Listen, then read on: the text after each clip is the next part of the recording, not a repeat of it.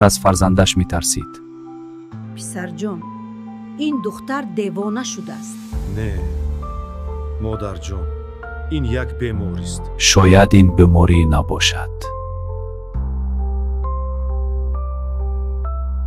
مادر گلحرم بیماری دخترش را تحمل نکرد و با دل شکسته از دنیا رفت. انور بین عشق و ترس مانده بود.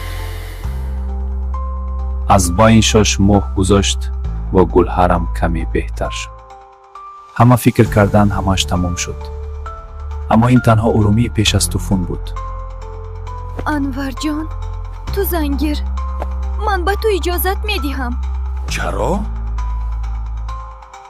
آن پری مرد میتواند تو را هم بکشد.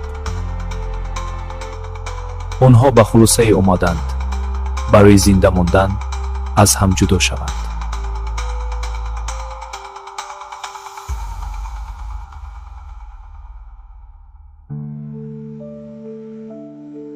تو آمدی؟